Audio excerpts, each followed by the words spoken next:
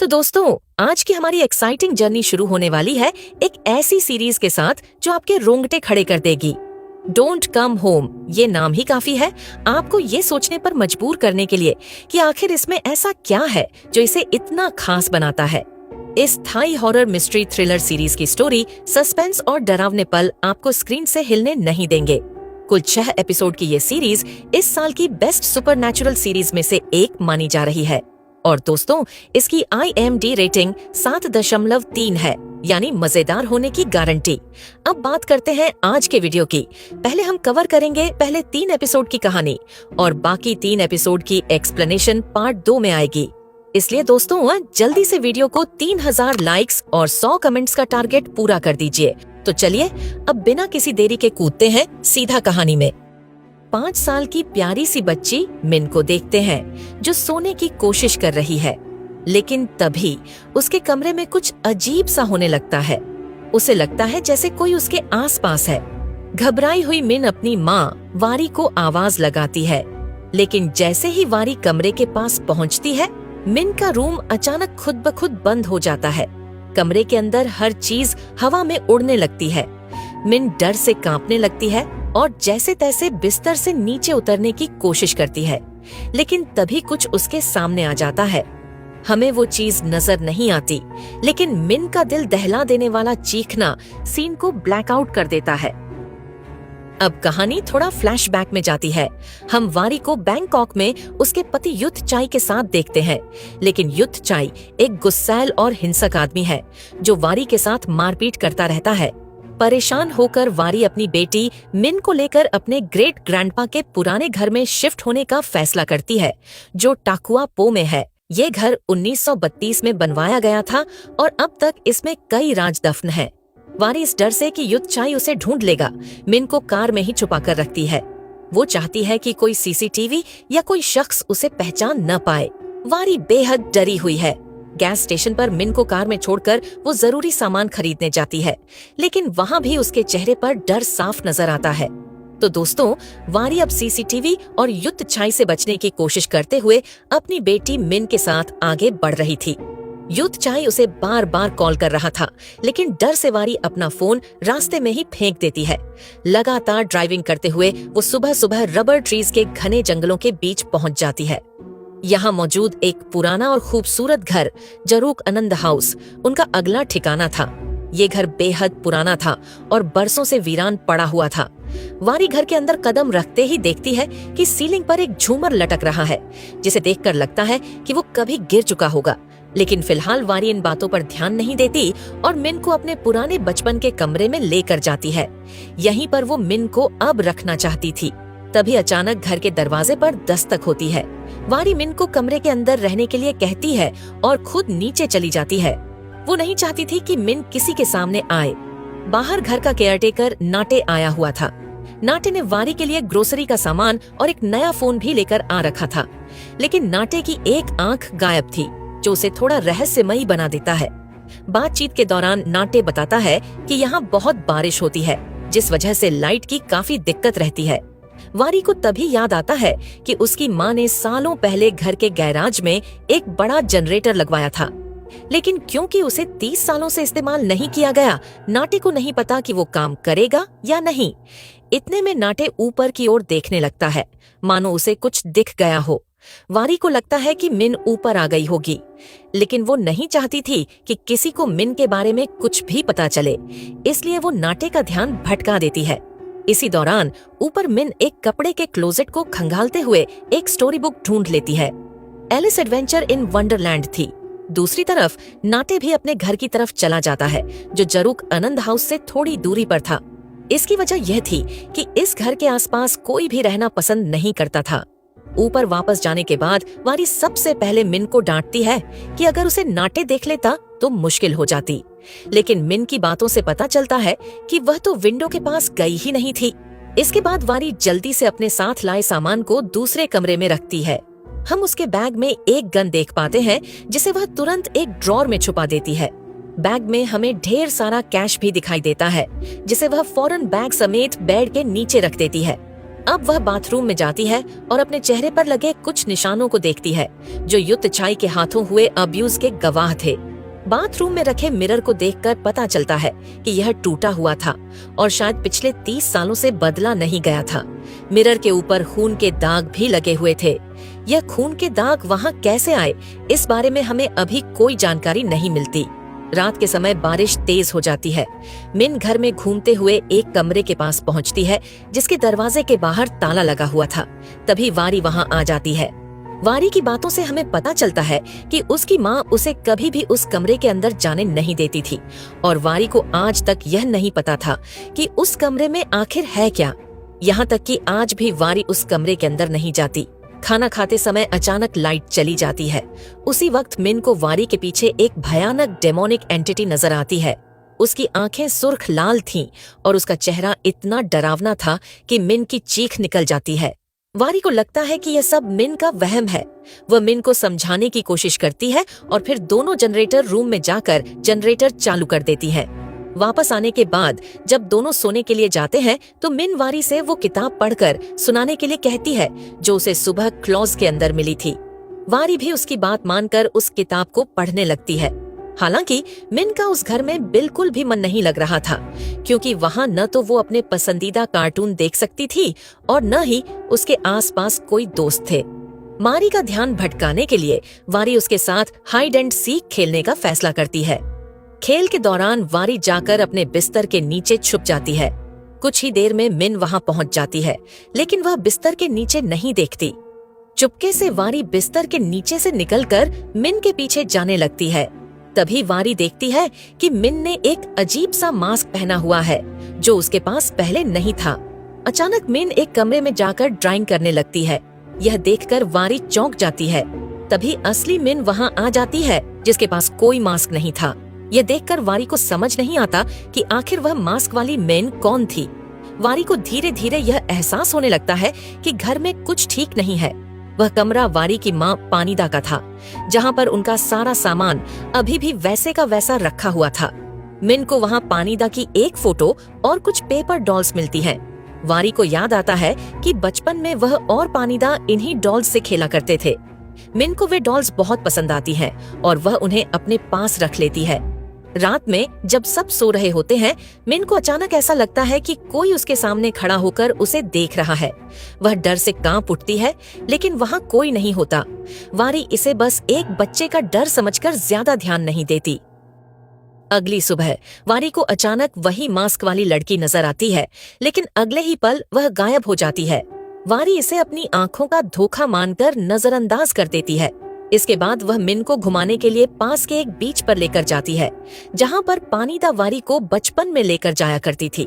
बीच पर बिताए कुछ वक्त के बाद वारी के पास नाटे का कॉल आता है।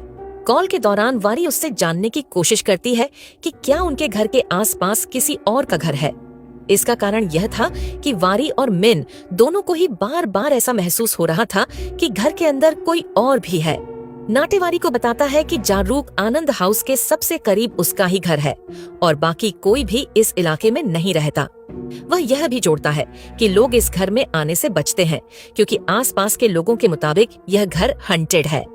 इस बात की पुष्टि होने के बाद वारी के मन में कई सवाल उठने लगते हैं। वह मिन को लेकर वापस घर लौट आती है। लौटते समय मिन को फॉरेस्ट एरिया में एक पेड़ के पीछे से किसी के झांकने का एहसास होता है। इससे मिन और भी डर जाती है और कहती है कि वह यहाँ और नहीं रह सकती। हालांकि वारी अपने पति युता चाई की हरकतों और अपने बीते कल से इतनी परेशान हो चुकी थी कि वह किसी भी हालत में वहाँ से वापस जाने को तैयार नहीं थी। वह मिन को किसी तरह से समझाकर घर के अंदर रहने के लिए मना लेती है लेकिन इस सब के चलते मिन का मूड पूरी तरह ऑफ हो जाता है क्योंकि उसे इस तरह की जगह पर रहने की आदत नहीं थी।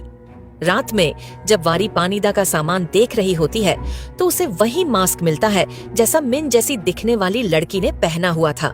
मास्क को देखकर वारी के मन में कई ख्याल आने लगते हैं। तभी मिन वहां आ जाती है क्योंकि उसे डर लग रहा था। वारी तुरंत मिन को संभालती है और उसे साथ लेकर खाने की टेबल पर चली जाती है। खाना खाते हुए मिन को एक बार फिर वही डेमोनिक फिगर दिखाई देता है जिसकी आंखें खून जैसी लाल थीं। उसे देखकर मिन जोर से चिल्ला उठती है। वारी को कुछ भी समझ में नहीं आता।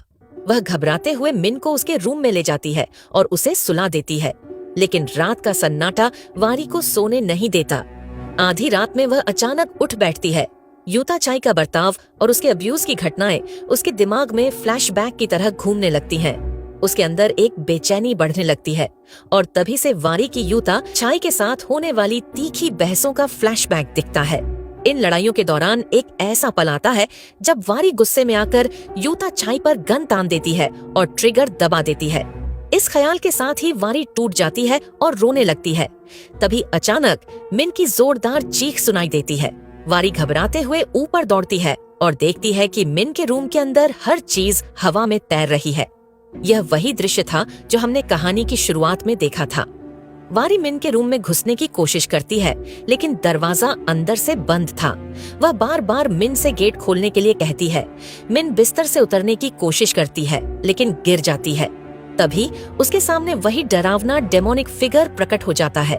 मिन डर से जड़ हो जाती है, लेकिन इससे पहले कि वह कुछ कर पाए, क्लोजेट के अंदर कोई ताकत उसे खींच लेती है। इसके साथ ही मिन का कमरा अचानक शांत हो जाता है। जब वारी अंदर आती है तो वहाँ सब कुछ सामान्य दिखाई देता है, लेकिन मिन गायब हो चुकी होती है, जैसे वह हवा में विलीन हो गई हो। अब कहानी फा पर कट होती है, जो एक प्रेग्नेंट लेडी पुलिस ऑफिसर है। उसे मिन के गायब होने की रिपोर्ट मिलती है और वह तुरंत वारी के घर पहुंचती है। घर में आते ही फा मिन की चीजों की तस्वीरें खींचने लगती है। जब वह वारी से मिन की कोई तस्वीर मांगती है तो वारी के पास कोई भी फोटो नहीं होती। वजह यह थी कि वारी ने अपना फोन पहले ही फेंक दिया था। इसके अलावा उसके पास कोई भी दस्तावेज या तस्वीरें मौजूद नहीं थीं। फा को यह समझ में आता है कि वारी अपने पति से भागकर यहाँ आई है। जब फा मिन के रूम में जाती है तो हर चीज बेतरतीब बिखरी हुई होती है। वारी फा को सारी सच्चाई बताने की कोशिश करती है, कैसे मिन के रूम में चीजें हवा में उड़ रही थीं और कैसे मिन अचानक गायब हो गई।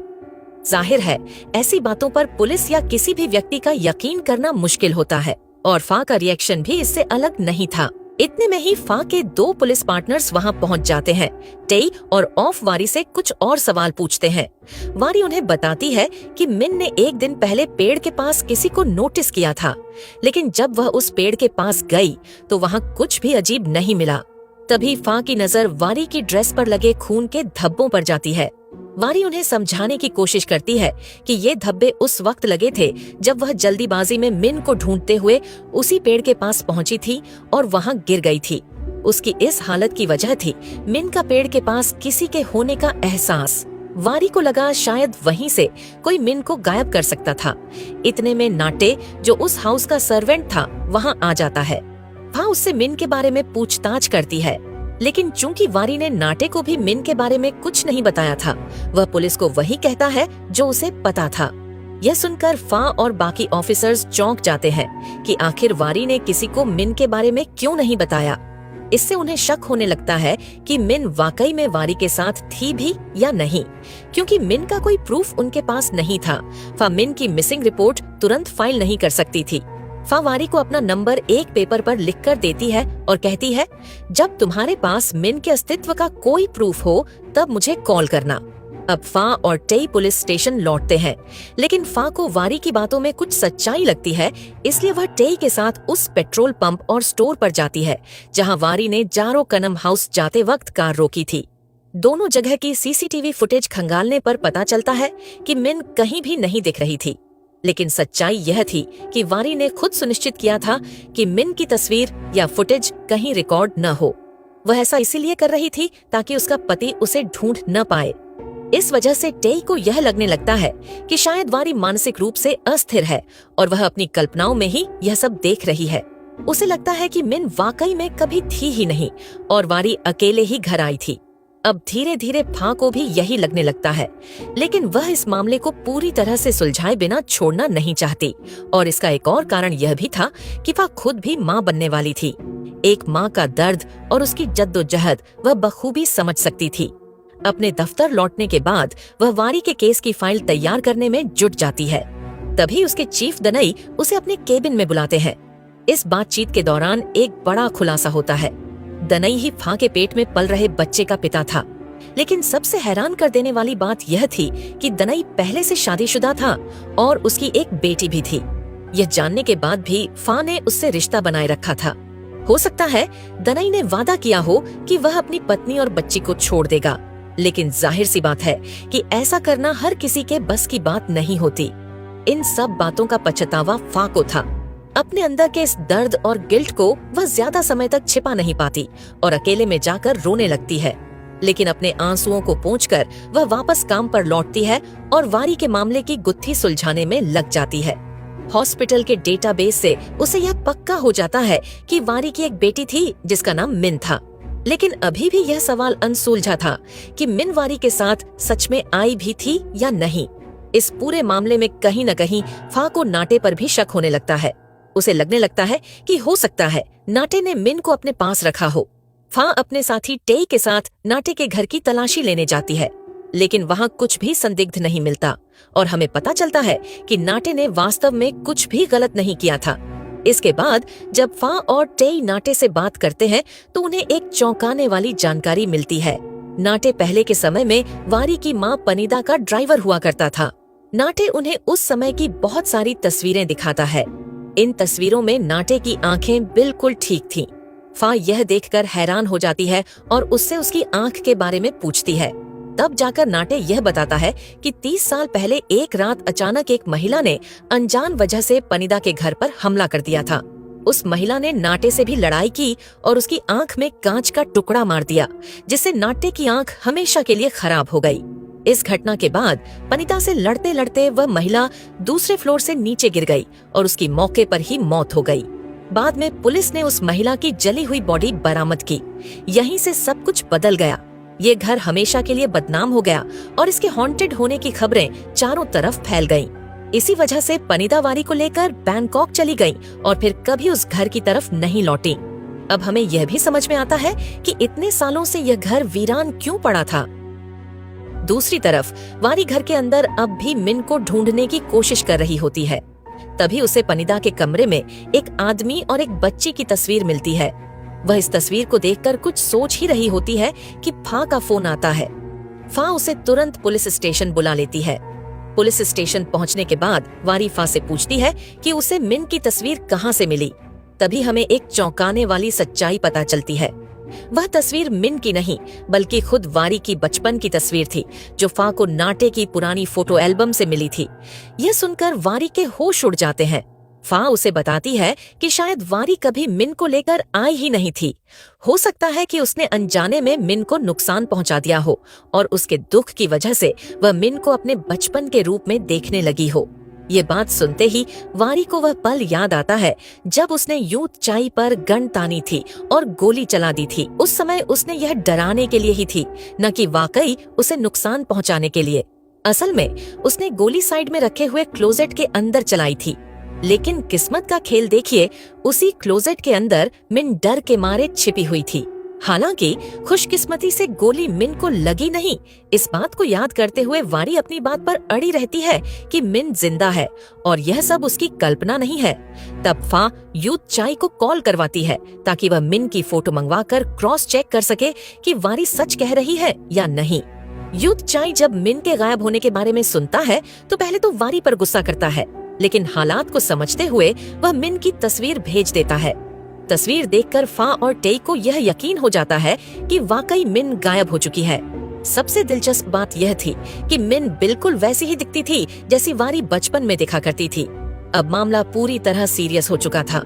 उसी रात फा, टेई गांव वालों और फॉरेस्ट डिपार्टमेंट के साथ जंगल के अंदर मिन को ढूंढने निकलती है, लेकिन घंटों खोजबीन के बाद भी मिन का कोई पता नहीं चलता। बारिश शुरू हो जाती है और फा की हालत, जो पहले से ही प्रेग्नेंट थी, बिगड़ने लगती है। इस पर वारी उसे अपने साथ घर वापस ले आती है। घर पहुंचकर जब फा इधर उधर घूम रही होती है तो उसकी नजर एक ऐसे कमरे पर पड़ती है जिसे पनीता ने हमेशा लॉक रखा था। वारी को भी कभी उस कमरे में जाने की इजाजत नहीं थी और क्योंकि वारी पहले ही घर के बाकी सभी कमरों को चेक कर चुकी थी, फा को यकीन हो गया कि सच का जवाब इसी कमरे में छिपा हो सकता है।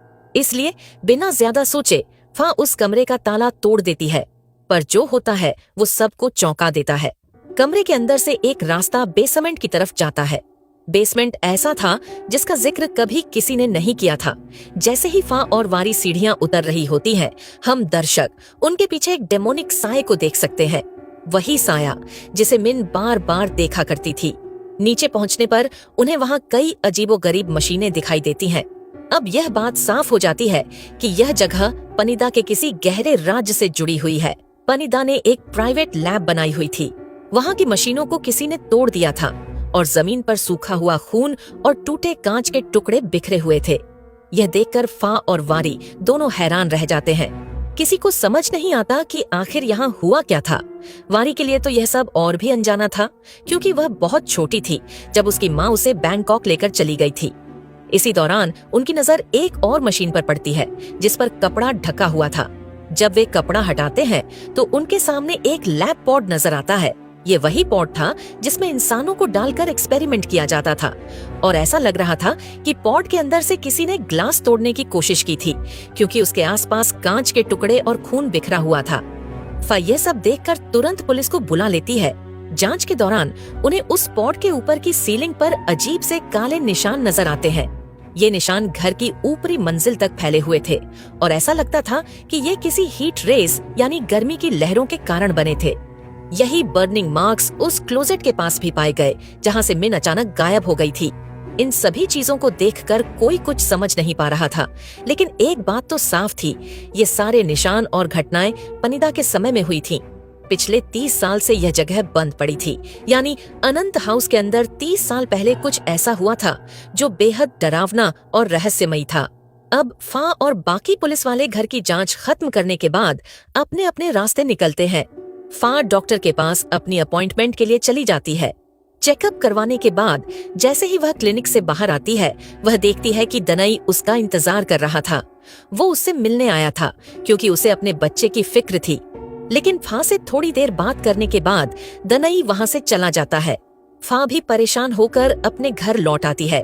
उसके मन में यह डर गहरा हो गया था कि बच्चा पैदा होने के बाद वह दनई के नाम का इस्तेमाल नहीं कर पाएगी। दनई कभी भी दुनिया के सामने इस बच्चे को अपनाने को तैयार नहीं होगा। उसकी नौकरी पर भी खतरा मंडरा रहा था और यही चिंता उसे अंदर ही अंदर खाई जा रही थी। दूसरी तरफ वारी का भी मिन के बारे में सोच सोच कर बुरा हाल हो गया था।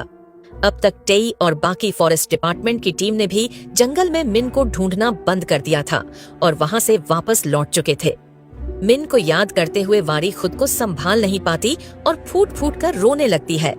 उस रात जब वह नहा रही होती है, तभी अचानक से घर की लाइट्स फ्लिकर होने लगती हैं। उसे महसूस होता है जैसे घर के अंदर कोई और भी मौजूद है। डरते हुए वह तुरंत फा के नंबर वाले पेज को उठाती है, नंबर डायल करती है और पेज को अपनी जेब में रख लेती है। कॉल पर बात करते हुए वह फा को अपनी परेशानी बताती है। फा भी तुरंत उसकी मदद के लिए निकल पड़ती है। इस दौरान वारी ने अपनी रिवॉल्वर निकाल ली थी और फा को इसके बारे में बता दिया था। लेकिन तभी वारी को घर के अंदर वही मास्क वाली मिन दिखाई देती है। उसका पीछा करते हुए वारी उस क्लोजेट के पास पहुंचती है जिसमें हलचल हो रही थी। इससे पहले कि वह कुछ समझ पाती, वारी खुद भी गायब हो जाती है। वह अचानक एक नो ग्रेविटी जोन में पहुंचती है। हर चीज अजीब और भटकाने वाली लग रही थी, लेकिन कुछ देर बाद जब उसकी आंख खुलती है तो वह खुद को उस समय में पाती है जब उसके बेसमेंट की लैब बिल्कुल सही सलामत थी। उसके सामने उसकी माँ पनिदा खड़ी थी। पनिदा के चेहरे पर शौक साफ झलक रहा था और यही वह पल था जब कहानी हमें अतीत में लेकर जाती है।